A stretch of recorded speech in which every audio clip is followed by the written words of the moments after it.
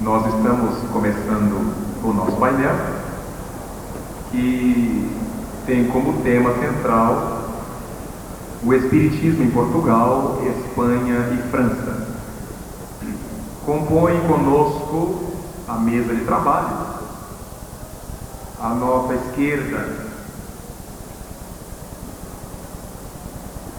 Monsieur Roger Perret, secretário-geral da Confederação Espírita Europeia, presidente da União Espírita Francesa e Francofona, coordenador adjunto da Comissão Provisória por uma União Espírita Mundial. Depois de Roger, nós temos Manuel Santos Rosa, presidente do Conselho Diretivo da Federação Espírita Portuguesa, vice-presidente do Grupo Espírita Amor e Caridade em Lisboa, trabalhador ativo em grupo de estudos de sua responsabilidade e conferencista, palestrista do norte a sul do seu país. Participou do Congresso Internacional de Espiritismo em Brasília, patrocinado pela FEB em 1989. Aqui ao nosso lado temos Dom Rafael Gonçalves Molina, fundador e presidente do Centro de Estudos Espíritas, de Estudo e Divulgação Espírita de Espanha, Madrid, fundador e presidente da Associação Espírita Espanhola, fundador e presidente e vice-presidente da Confederação Espírita Europeia, diretor proprietário da revista Divulgação Espírita. À minha direita temos a nossa companheira que será supervisora, senhorita Gladys Ledesma, presidenta da Federação Espírita Uruguaia, e a nossa irmã do Brasil, Maria Helena Felipe, que será a relatora do nosso painel. Vamos iniciar a nossa atividade por Manuel Santos Rosa, que nos falará sobre o Espiritismo em Portugal.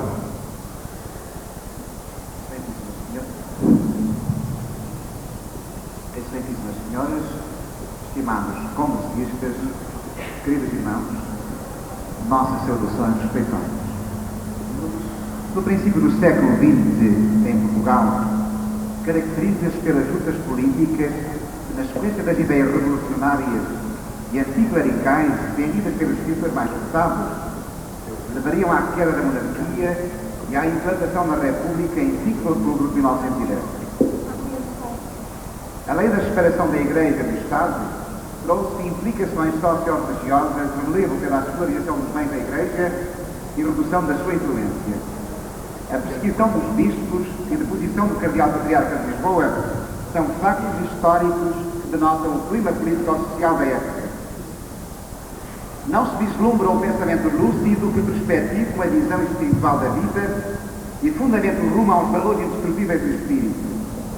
Ressurge a consciência católica à semelhança do que se passava na restante Europa como reação ao materialismo, ateísmo e positivismo, não deixando de contribuir para o facto a própria Guerra Mundial de 14-18 com o temor da morte.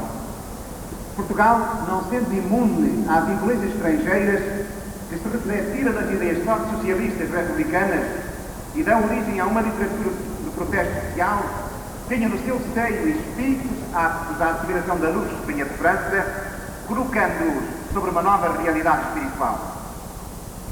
Se os factos espíritas são de todos os tempos e lugares, como é óbvio, em Portugal, como é evidente, sobrehouveram criaturas dotadas de faculdades psíquicas e, consequentemente, mantinham relação com o invisível.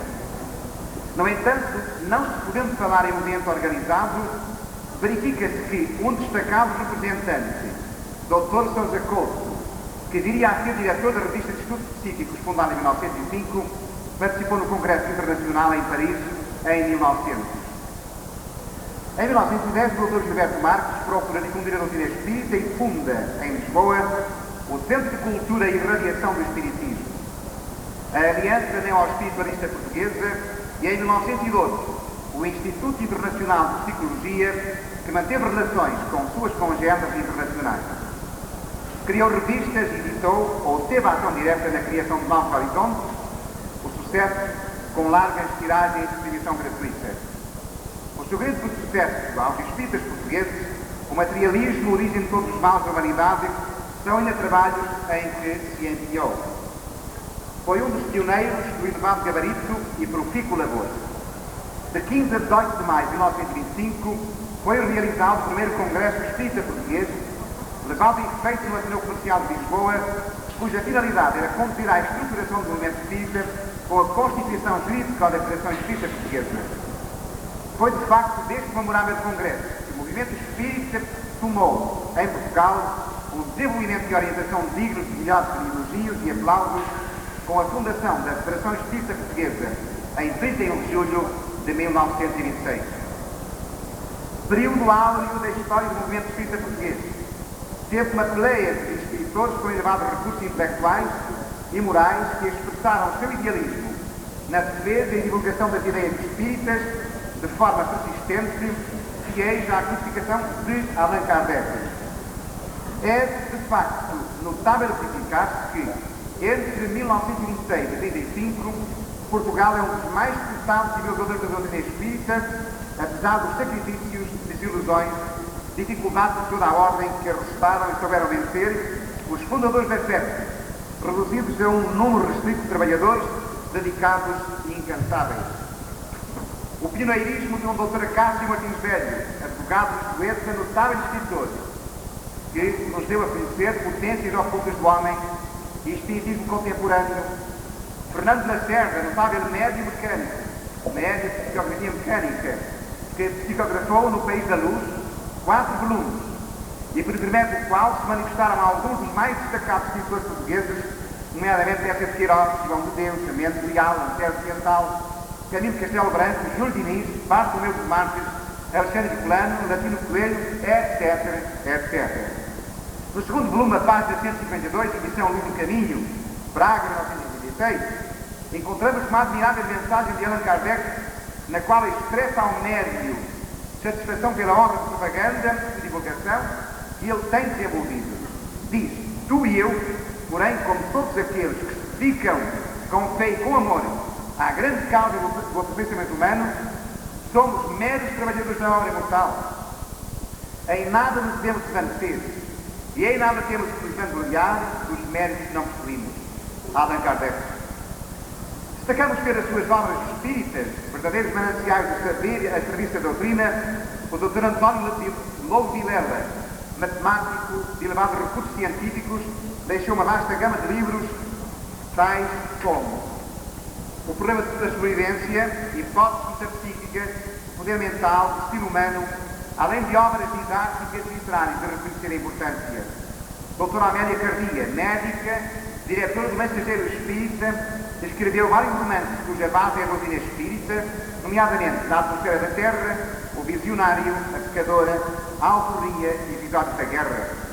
Dona Madalena Frondoni Lacombe, notável investigadora, que, utilizando as faculdades do médium Castellwitch, pseudónimo da senhora da alta sociedade lisboeta, obteve fenómenos e efeitos físicos, sendo os seus trabalhos apresentados no terceiro congresso realizado em Paris em 1927. Escreveu O Segredo da Morte, maravilhoso fenómeno de Au-delà, volume 8, ilustrado, 460 páginas, de edição J. Mayer, Paris. Dr. António Joaquim Freire, médico portuense, homem de grandes recursos intelectuais, grande entusiasta das ideias espíritas, investigador perseverante, além de ser presidente da Comissão Organizadora, saída do Congresso de 1925 para a fundação da Federação Espírita Portuguesa, é um dos primeiros vice-presidentes da Federação e o incansável divulgador da doutrina espírita. escreveu em defesa do espiritismo muitos artigos em jornais e revistas.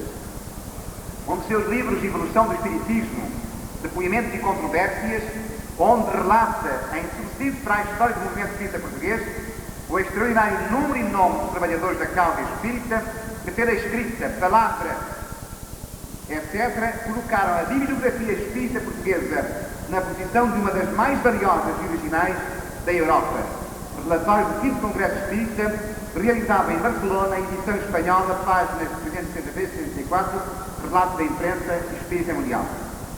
E ainda, entre outras obras, da alma humana à margem do espiritismo, são deste autor citados.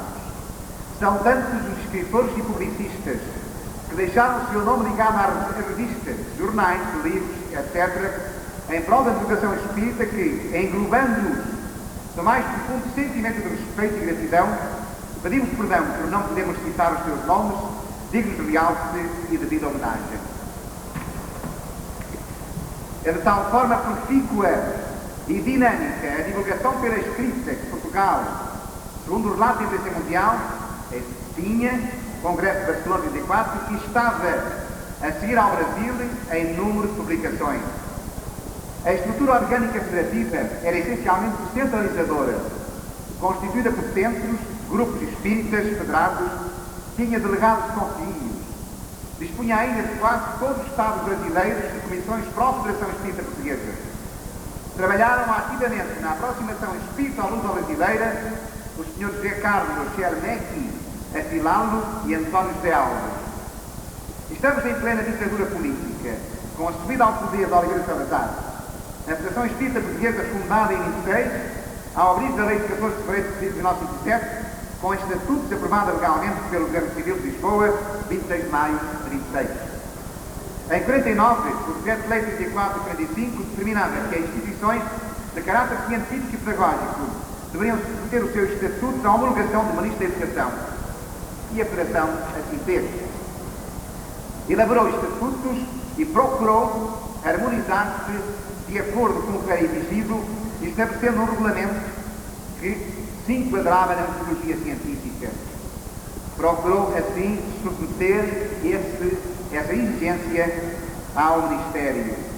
Contudo, em seguida, face à demora que se verificava, a FEP procurou informar-se se poderia reunir face aos antigos estatutos ou aguardar a resolução. Em parte disso, foi ordenada a suspensão da FEP, seguida de encerramento e selagem das instalações. Do despacho que ordenara aquela suspensão, foram após uma Assembleia Geral, que ficou célebre pela decisão tomada por maioria, uma vez que muitas vozes levantaram a aconselhando prudência. Foram interpostos recursos de que o Supremo Tribunal Administrativo não tomou conhecimento por falta de personalidade política da FEP. Como os bens se estivessem deteriorando, a FEP faz sentir o facto ao Ministério da Educação Nacional, que informou nada ter a ver com os bens da FEP e que as chaves deviam ser entregues ao Ministério do Interior. Decorreram 9 anos e em 27 de 6 de 62, à altura em que, pela primeira vez, Divaldo traíra Portugal, tendo feito conferências em várias localidades do país, o Ministério do Interior, ao abrigo do artigo 4 da Lei de 1981, por força do artigo que ela prescreve, determina que os bens da FEP revertiram a favor do Estado e, posteriormente, em 62, a pedido do Ministério da Saúde, a favor da Casa Pia de Lisboa, com o fundamento de que a Federação Espírita Portuguesa era comparável à associação secreta, sendo aplicáveis aos seus dirigentes ou aos que, por qualquer forma, participavam nas suas atividades, ainda que como simples associados, as sanções previstas para as associações de caráter subversivo. Assim, retiram à FEP o imóvel da Rua da Palma, dentro de Cigadeiro, Lisboa, construído em 33, outro da Rua Alves Cabral, no Porto, legado permite à Associação Teixeira, e extorquiram as contas bancárias, móveis, material de laboratório, para além de bibliotecas, de riquíssimo património cultural e histórico.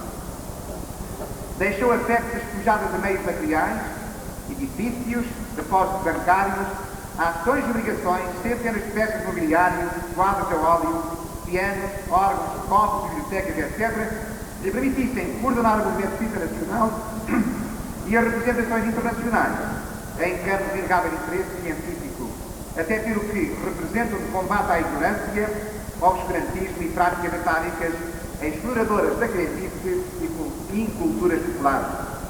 Deveriam merecer o maior respeito e carinho das entidades oficiais,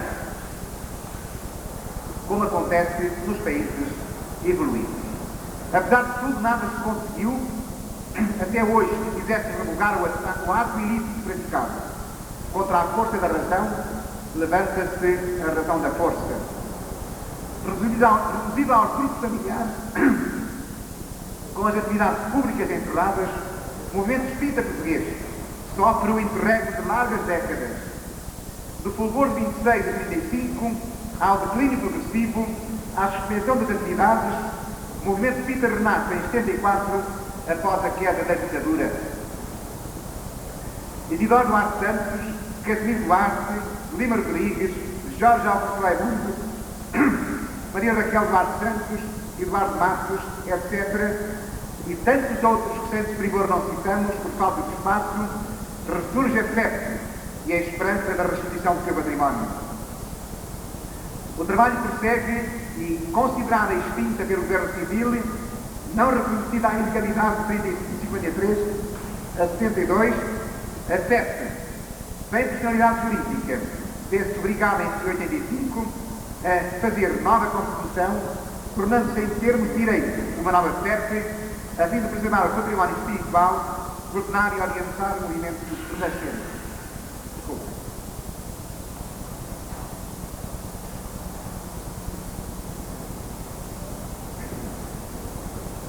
Reestrutura-se a sua organização publicando-se novos estatutos e demais normas regulamentares, põe-se a funcionar o Conselho Legislativo Nacional, cujo primeiro, levado em efeito em 21 de novembro de 81, teve a presença de honra do Sr. Presidente da Federação Espírita Brasileira, Dr. Francisco Vicente, que, com a serenidade que o caracterizava, elucidou as mentes e corações inquietos dos caminhos a trilhar face às experiências organizativas do seu país. Hoje, com mais de 32 associações federadas de norte a sul do país, o movimento espírita português, constituído por homens e mulheres de níveis diversos de entendimento e evolução, onde se verificam aqui e ali alguns atavismos, filhos dos automatismos psicológicos gerados nas religiões tradicionais, é o único devidamente estruturado e orientado em obediência aos postulados da codificação de Allan Kardec consigna. Apesar de não ter atingido, como é óbvio, a dinâmica que seria desejável, sofremos precalços dos choques de personalidades, decorrentes da falta aqui e ali de maior vigilância e esforço de vivência ética. O movimento espírita português é dos mais esclarecidos. Dispõe de uma vastíssima bibliografia que enriquece as bibliotecas dos centros. Tem ao seu dispor todas as obras dos mais reputados escritores espíritas brasileiros, das obras psicografadas pelos médios mais conceituados do país irmão. O estudo aprofundado, o debate, as conferências levadas em efeito pelos dirigentes federativos e brasileiros, particularmente Divaldo Coutinho, que estava em Portugal por várias vezes, e fez seminários em 1990 em Lisboa, Viseu, Ciência do Espírito, e este ano, em abril, 4 seminários das principais cidades do país, subordinados aos temas o homem cósmico, o fenómeno de saúde, para além de palestras em outras cidades, levadas em efeito pelas oportunidades por Altino Ferreira, Nilton Boschá, os encontros regionais para debate da reunião fraternal entre os espíritas permitiram ao movimento a assimilação de princípios doutrinários de forma clara e sem equívocos. O Jornal Espírita, vários boletins e revistas de que destacamos: Revista do Espiritismo, órgão da FEC, Libertação da FEC, Revista Fraternidade, da Associação de Beneficência e Fraternidade, Mensageiros da União Espírita do Algarve, são órgãos de divulgação e esclarecimento.